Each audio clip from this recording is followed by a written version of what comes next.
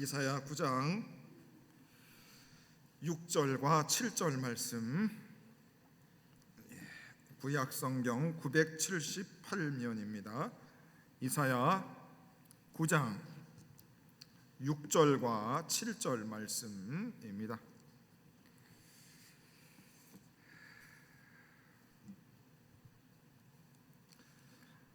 우리 이사야 9장 6절과 7절 말씀 한 목소리로 같이 한번 읽도록 하겠습니다. 시작. 이는 한 아기가 우리에게 낳고 한 아들을 우리에게 주신 바 되었는데 그의 어깨에는 정사를 메었고 그의 이름은 기묘자라 모사라 전능하신 하나님이라 영존하시는 아버지라 평강의 왕이라 할 것임이라. 그 정사와 평강의 도함이 무궁하며 또 다윗의 왕자와 그의 나라에 군림하여 그 나라를 굳게 세우고 지금 이후로 영원히 정의와 공의로 그것을 보존하실 것이라. 만군의 여호와의 열심히 이를 이루시리라. 아멘. 3부 예배 나오신 우리 사랑하는 성도님들 환영합니다. 맨날 첫 그 멘트가 똑같아서 식상하시죠? 저도 별로 떠오르진 않아서 항상 이렇게 합니다. 3부 예배에 나오시는 분들은 믿음이 참 있으신 분들인 것 같습니다. 보통은 다 11시 예배 드리고 점심 먹고 오후에는 쉬고 싶죠. 우리가 집에 가서 에어컨 틀고 누워 있어야 되는데, 성경 각 권에서 계속 말씀을 보고 있습니다. 오늘은 이사야 말씀입니다. 이사야서는 성경의 축소판이라고 합니다. 66장으로 되어 있죠. 그래서 성경도 66권, 그래서 구약 39권, 신약 27권, 동합 66권입니다. 이사야서도 대부분의 학자들이 이사야서를 크게 두 개로 나눕니다. 1장부터 39장까지, 그 다음에 40장부터 66장까지 크게 두 개로 이사야서를 나누고 있습니다. 그래서 신약 성경 중에서 구약 성경을 인용들을 했는데 신약 성경에 가장 많은 구약 성경을 인용한 성경이 바로 이사야서 말씀입니다. 그래서 이 이사야서가 성경의 축소판이다 말할 수 있습니다. 자, 그러면 성경의 축소판이라고 하면 성경의 중심의 내용이 무엇일까? 하나님일까? 예수님일까? 성령님일까? 기적일까? 고침일까? 뭘까요? 성경은 우리를 구원하기 위한 책인 것입니다. 구원을 위해서 하나님이 우리에게 성경을 주신 것이지요. 그래서 이사야서의 주제도 몇 가지를 할 수 있지만 저는 구원으로 정했습니다. 이사야서는 우리의 구원에 관련된 내용이다 이렇게 말씀드릴 수 있습니다. 실제로 또 이사야라고 하는 이름의 뜻이 뭐냐면 여호와는 구원이시다라는 뜻을 가지고 있습니다. 그래서 이사야서의 저자인 이사야의 이름의 뜻도 여호와는 구원이시다. 그러니까 이 이사야서는 바로 구원과 관련되어 있는 책이다 이렇게 말씀드릴 수 있을 것 같습니다. 자, 우리가 구원이라고 하는 이야기를 많이 듣다 보면 너무 식상하죠. 그래서 이렇게 여러분 생각하면 됩니다. 살려주세요 우리가 그럴 때 있잖아요. 못 살겠어요 살려주세요 우리가 그러잖아요. 그 말은 뭐예요? 나를 구원해 주세요 이런 뜻입니다. 저 용산에 있는 분이나 저 남해나 제주도에 있는 분이나 감옥에 있는 분이나 지금 수영장에서 놀고 있는 사람이나 모든 사람들의 마음속에서는 나 좀 살려주세요 라고 하는 말을 한 번 이상씩은 다 합니다. 사람들이 자존심이 있어서 나 살려주세요 나 죽겠어요 이런 말을 하기가 어렵습니다. 하지만 우리 모두가 나 좀 살려주세요 이런 말들을 다 합니다. 무슨 말이냐? 나를 구원해 주세요. 그래서 모든 사람들에게는 예수가 필요한 것이고 성경이 필요한 것이고 오늘 이 이사야서의 말씀이 필요한 것입니다. 왜 제가 목회에 대한 자신감을 갖는 줄 아십니까? 모든 사람들이 다 나 살려주세요 그것을 제가 알기 때문인 것입니다. 그리고 여러분을 살려줄 사람이 예수요! 라고 예수를 잘 전하면 반드시 목회는 잘 될 수밖에 없다라는 것입니다.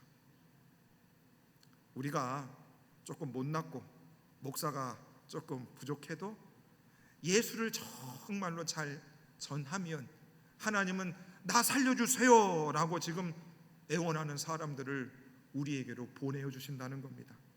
그래서 나 같은 것을 통해서도 나 당신 때문에 하나님 알게 됐어 라고 하는 나 같은 것도 쓰임받는 역사들이 우리 인생에 나타나는 것입니다. 여러분, 우리가 붕어빵 하나를 사줘도 옆에 사람이 먹고 나서 맛있게 잘 먹었어? 우리 그러지요. 붕어빵 안 드셔보셨어요? 순대 떡볶이 그거 여러분 같이 먹자고 먹으면 참 고마워 우리가 그런 말 듣잖아요. 하물며 나 살려주세요 라고 말하는 세상 사람들, 그래 예수님이 살려준다 예수님한테 접붙여주면 그 얼마나 인생이 보람있는 인생이겠어요. 저도 설교 준비하다가 주중에 목양실이 있을 때 하나님 살려주세요 이런 이야기 할까요 안 할까요? 할까요 안 할까요? 엄목사가 엄청 해요. 엄청 그냥 머리통을 때리면서 그냥 하나님 살려주세요 그래요. 그렇다고 제가 춤추러 가겠어요? 술을 마시러 가겠어요? 어젯밤에 사실은 밤 10시 30분에 버거킹 갔다 왔어요. 여러분, 밤에 햄버거 먹으러.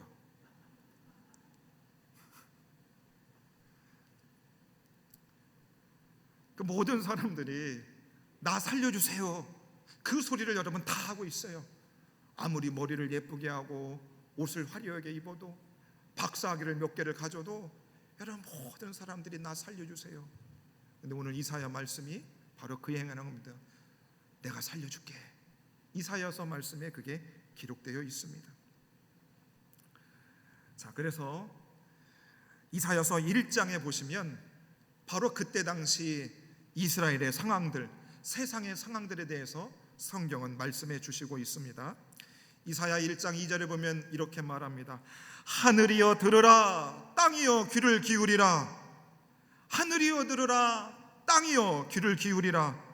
여호와께서 말씀하시기를 내가 자식을 양육하였거늘 그들이 나를 거역하였도다. 하늘이여 들으라, 땅이여 들으라. 내가 자식을 양육하였거든 그들이 나를 거역하였도다. 하나님 자녀라고 하는 우리들을 향해서 우리들이 어떻게 해요? 하나님 향해서 거역을 합니다. 그러면서 뭐예요? 하나님 나 살려주세요. 우리가 그렇게 소리 지르며 살아가고 있는다는 것입니다. 여러분 교회 성도님들이 오시죠? 주일날 목사님 일로 와보세요. 따따따따따따. 목사님 따따따따따. 권사님 따따따따 그래요. 무슨 얘기인지 압니까? 한마디로 나 좀 살려줘 그 얘기하는 겁니다. 오늘 이 이사야를 쓰는 그 배경이 그런 거죠. 하늘이여 들으라, 땅이여 귀를 기울라. 그들이 내 자식인데 내가 그렇게 양육했는데 그들이 나를 거역했도다. 아버지 말 안 듣고서 고생하면서 나 좀 살려줘 그 말하고 있는 거죠. 그러니 그 자식들의 상황이 어떤가? 이사야 1장 6절에 보면 이렇게 말씀합니다. 발바닥에서 머리까지 성한 곳이 없이 상한 것과 터진 것과 새로 맞은 흔적뿐이거늘 그것을 짜며 싸매며 기름으로 부드럽게 함을 받지 못하였도다. 머리부터 발끝까지 성한 곳이 하나도 없는 것입니다. 우리 교회를 부임을 했을 때 우리 성도님들의 모습을 보니까 다 찢겨졌어요. 다 상했습니다. 얼굴은 인자할지 몰라도 영혼이 다 갈기갈기 찢어졌어요. 그러니까 발바닥부터 머리끝까지 상한 곳이 하나도 없는 겁니다. 그런데 그것을 싸매줄, 고쳐줄, 고름을 빼주고 약을 발라줄 목자가 없는 겁니다.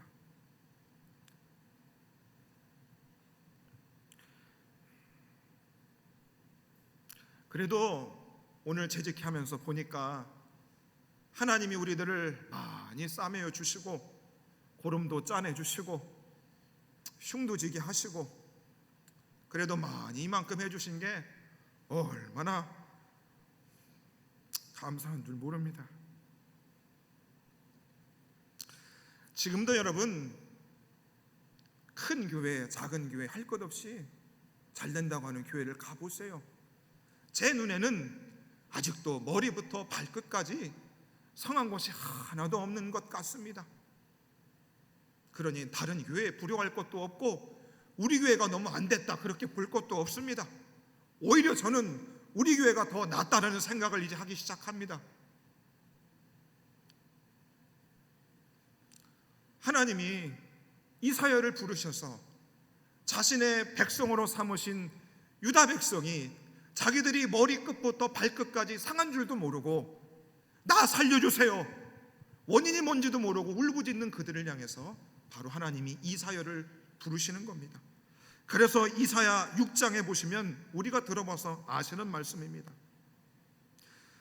6장 8절에 보시면 내가 또 주의 목소리를 들으니 주께서 이르시되 내가 누구를 보내며 누가 우리를 위하여 갈고 그때 내가 이르되 내가 여기 있나이다. 내가 여기 있나이다. 주님이 이사야가 그렇게 반응을 하는 거죠. 여러분 영적인 눈을 떠서 우리의 조국 교회를 보면 여러분 성한 곳이 없습니다. 제가 요즘 조심하는 게 뭐냐면 교회들이 하나둘씩 자꾸 문제들이 생겨요. 관악구에도 현찮은 교회들이 제법 있습니다. 그러면 그 교회들이 어려워지면 나는 잘하면 그 떠도는 성도들이 언젠가 우리 교회를 올 거라는 마음이 있어요. 그 나쁜 생각이죠. 그리고 그런 모습을 보면서 내가 오히려 더 교회를 위해서 기도하고 우리 개신교가 잘 되기를 위해서 애써야 되는 그런 마음들을 우리가 가져야 되지 않겠습니까? 하나님이 바로 이사야를 누가 우리를 위하여 갈고 누가 좀 그 성한 곳이 없는 그들을 위하여 나의 사랑의 메시지를 전할 사람이 누가 있는가? 정말 그 메시지를 전할 사람이 어디에 있는가? 우리 주님이 찾고 계시지 않습니까? 거기에 저도 우리 모두가 주님 내가 여기 있으니까 나를 그 주님의 사랑의 메시지를 전하는 도구로 사용해 주십시오 라고 우리가 반응해야 되지 않겠습니까? 그래서 너무 많은 곳이 상해 있으니까 우리 예수님이 그 이스라엘 자신이 사랑하는 백성들을 향해서 이렇게 제안을 하십니다. 아니 우리 하나님이 명령하시면 되잖아요. 너 그렇게 해 라고 하면 돼. 우리 하나님이 제안을 하십니다. 이사야 1장 18절의 말씀입니다. 이것도 여러분 많이 들어본 말씀입니다. 여호와께서 말씀하시되 오라 우리가 서로 변론하자. 너희의 죄가 주홍 같을지라도 눈과 같이 희어질 것이요 진홍같이 붉을지라도 양털같이 희게 되리라. 우리 하나님이 지금 자신의 자녀들을 초청하는 겁니다. 얘들아 나와 함께 이야기 한번 해보자. 나와 함께 토론을 한번 해보자. 무슨 토론입니까? 너희 죄가 주홍 같을지라도 눈과 같이 희어질 것이고 진홍같이 붉을지라도 양털같이 희게 될 것이다. 뭐냐면 이스라엘 백성들은 너무 죄로 인하여 망가졌어요. 그러니까 뭐예요? 사람이 조금 망가지면 내가 이러면 안 되지 라고 회복하고자 하는 마음이 있습니다. 그런데 인생이 한번 어그러져서 많이 망가진 사람들은 어떻게 합니까? 그냥 될 대로 되랍니다. 여러분 제일 무서운 사람은 그런 사람이에요. 나 인생 어차피 망가진 거 야 너 하나 죽자. 진짜 무서운 말이 아닙니까? 오늘 이 이스라엘 백성들이 어떻습니까? 그들이 머리 위부터 발끝까지 성한 곳이 없어요. 그러니까 우리 하나님이 명령한다고 그들이 들을 수가 없는 거예요. 나 그냥 죽을래요. 지금 이럴 판입니다. 그러니까 우리 하나님이 우리가 서로 변론하자. 하나님 포기하세요. 포기하시라고요. 저의 죄가 주홍같이 붉습니다. 진홍같이 너무 진합니다. 안 지워집니다. 에덴 교회가 하나님 예전처럼 회복될 거라고요? 하나님 그걸 포기하세요. 우리 성도들의 관계가 이전처럼 도와질 거라고요? 하나님 포기하세요. 목사님 포기하세요. 안 됩니다. 근데 우리 주님이 뭐라고 그래요? 이야기해보자. 아무리 붉을지라도, 아무리 진홍 같을지라도, 주홍 같을지라도 양털같이 휘어질 것이다. 뭐예요? 주님, 나는 포기하세요. 걱정 말아라. 너 살릴 거다. 살려낼 수 있다. 그것이 오늘 이사야를 부르시면서 하나님이 저와 여러분들에게 주시는 말씀인 것입니다. 여러분 혹시 자녀들 중에 포기한 사람 있으세요? 혹시 우리 부모님들 중에, 자녀들 중에 혹시 남편 포기하신 분 계세요? 아내 포기하신 분 혹시 있으세요? 여러분 지인 중에 여러분 포기하신 분 있으세요? 이게 어려운 거예요. 예수 믿는 게 어려운 게 뭐냐면 우리는 인간을 포기하면 안 되는 겁니다. 이게 어려운 거예요. 예수 믿는데 이게 어렵습니다. 좌우 옆에 분들 한번 쳐다보세요. 포기한 분들이 있나 없나? 자, 그러면 엄 목사가 이 자리에 포기한 분이 있을까요? 없을까요? 있을까요? 없을까요? 없어요. 그래, 아주 귀신같이 맡으시네. 없어요. 저는 한 사람도 포기하지 않았습니다. 왜요? 포기하는 순간 하나님이 당장 목을 치시겠지요. 네가 그게 목사냐, 싹군이지. 네 마음하고는 상관이 없이 포기하지 말라, 이것인 것입니다. 자, 그러면 우리 하나님은 이사야 1장에서 너 포기하지 마. 나는 너희를 반드시 깨끗하게 너희를 정결케 할 거야. 너희들을 살려낼 거야. 이것이 하나님의 의지가 담겨 있습니다. 자, 그러면 하나님이 우리를 깨끗게 하기 위해서 어떻게 하시는가? 우리를 회복하기 위해서 어떻게 하시는가? 바로 거룩한 씨를 하나 남겨놨다고 합니다. 자, 이사야 6장 13절에 보면 이런 말씀이 있습니다. 그 중에 10분의 1이 아직 남아있을지라도 이것도 황폐하게 될 것이다. 밤나무와 상수리나무가 배임을 당하여도 그 구루터기는 남아있는 것 같이 거룩한 씨가 이 땅에 구루터기니라. 구루터기니라. 우리 교회에 왔는데 찬양팀이 3-4명이 딱 있는 거예요. 스페어는 없습니다. 한 명이라도 감기 걸려서 못 나오면 찬양 인도를 할 수가 없어요. 우리 교회 찬양팀 이름이 구루터기 찬양팀입니다. 우리 찬양팀 이름이. 우리 교회도 마찬가지인 것입니다. 하나님이 상수리 나무도 밤나무도 배임을 다 당했어요. 가지도 자르고 줄기도 잘렸지만 밑둥 구루터기는 다 남겨주신 겁니다. 자, 저와 여러분들이 뭐예요? 다 구루터기지요. 다 구루터기인 것입니다. 바로 그 거룩한 씨를 하나님이 하나 남겨두신 거예요. 모든 것이 다 절망적인 것입니다. 여러분, 경제 상황도 그렇고 교계 상황도 그렇고 영적인 상황이 계속 안 좋다는 내년의 소식을 우리가 들어도 하나님은 그 엉망진창인 상황 속에서도 거룩한 씨를 남겨두었다는 사실을 잃지 않으시기를 바랍니다. 그 거룩한 씨는 누구인가? 이사야 11장 1절에 이렇게 말씀합니다. 이새의 줄기에서 한 싹이 나서 그 뿌리에서 한 가지가 나서 결실할 것이요, 그렇습니다. 이새의 줄기에서 한 싹이 나는 겁니다. 싹이 나려면 뭐가 있어야 돼요? 씨가 있어야 됩니다. 거룩한 씨, 바로 이새의 뿌리로 나온 아브라함과 다윗의 자손 예수 그리스도의 계보, 바로 그 거룩한 씨 예수님이 이사야서에 기록되어져 있다라고 하는 것이죠. 그러니까 여러분, 우리가 교회에 와서도 이것을 볼 수 있어야 됩니다. 교회에 와서도 여러분, 왼수 같은 사람들, 또 세상에서 미워하는 사람들이 볼지라도 우리 속에 뭐가 있어요? 마음 복잡합니다. 그 속에도 우리 속에 무슨 씨가 있습니까? 거룩한 씨앗 되시는 예수님이 우리 속에 계시잖아요.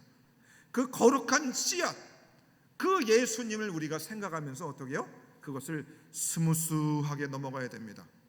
여러분, 엄목사가 충청도 출신 아닙니까? 조금 능글능글 맞죠, 제가? 안 그래요? 능글 맞다 그러시던데 누가? 스무스하게 넘어갈 수 있는 건 어떻게 되는가? 거룩한 씨앗 되시는 예수 그리스도께서 우리 안에서 자라나시는 것이죠. 그리고 그분이 줄기로 자라고 잎사귀가 나고 열매를 맺으면 맺을수록 어떻습니까? 아무리 전쟁 같은 그 속에서도 어떻게 해요?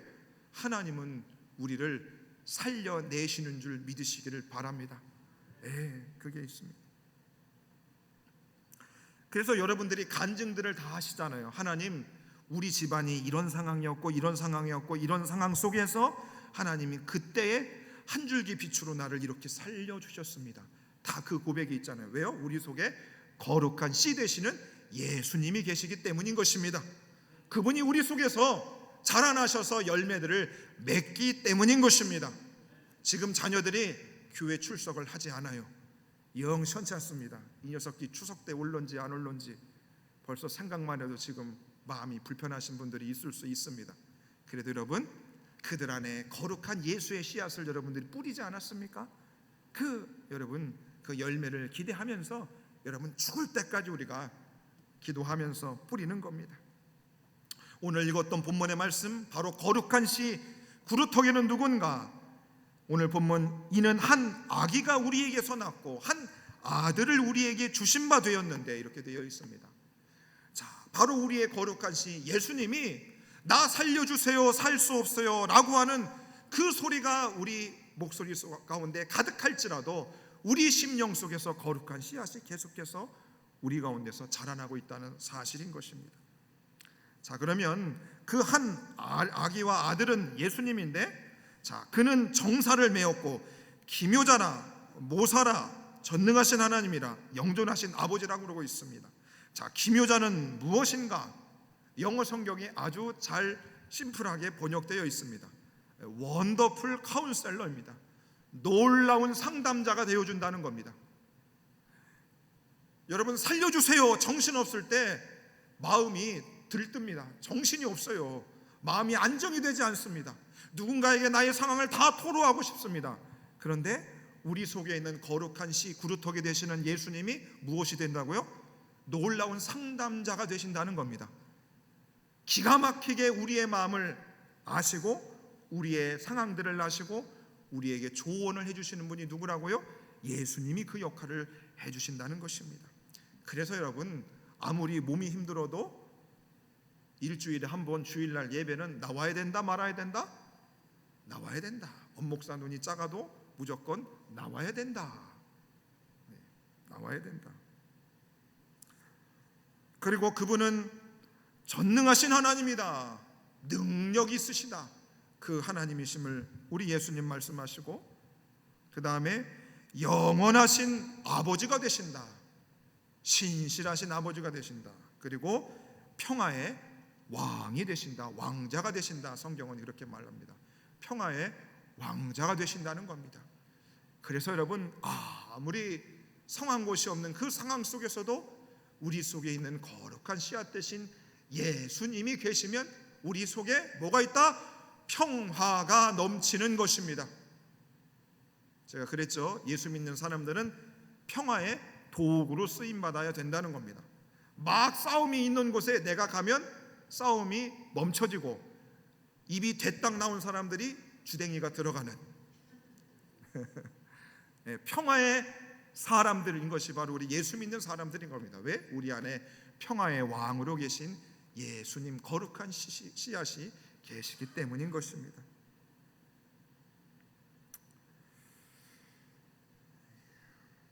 그래서 이사야 1장부터 39장까지는 성한 곳이 없고 너무나 구원을 요청하는 그 사람들을 향해서 메시아 되실 너희들을 온전히 통치해 주실 왕이 있을 것이다, 임하실 것이다, 그것을 예언해 주고 있습니다. 강조하고 있습니다.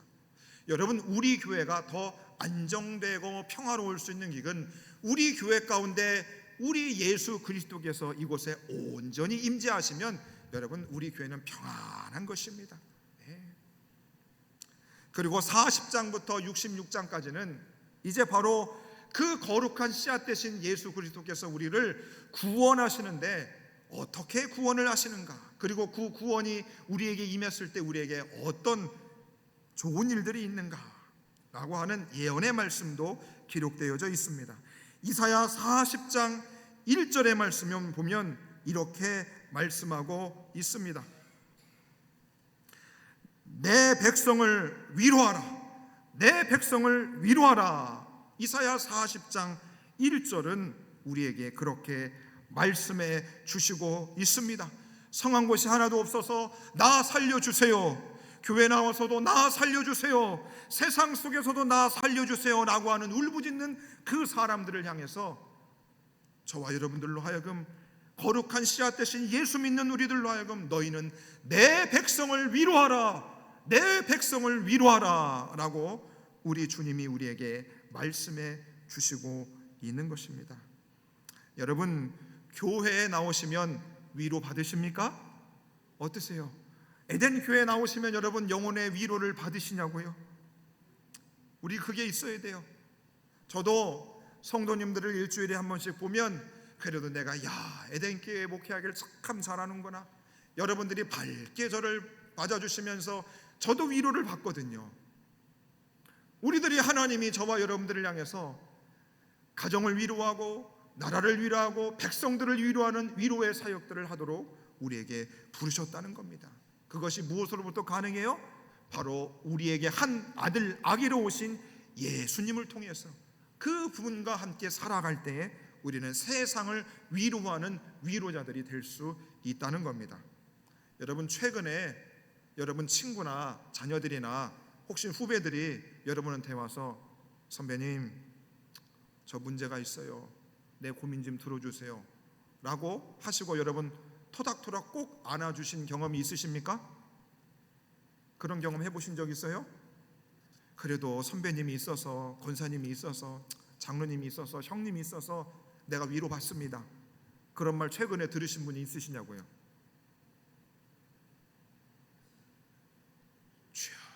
그렇죠. 그러니까 우리가 그래야 되는 거죠. 교회 오면 연약한 성도들이 권사님, 내가 권사님 때문에 많이 위로 받았어요, 내가 장로님 때문에 위로 많이 받았습니다, 고맙습니다. 주일날 만나면 여러분 밥 먹고 나서 그런 얘기 해야 돼요. 야, 오늘 엄 목사님, 야 패션이 그 뭐냐, 이게 옛날 이상하다, 소리만 더 지르고 이런 얘기하는 게 아니고 내가 누구 통해서 위로 받았어요, 고맙습니다. 우리 그런 교제들이 많아져야 되지 않겠습니까? 네. 우리 주님이 저와 여러분들을 향해서 너희는 내 백성을 위로하라, 위로하라, 그 말씀을 하는 거죠.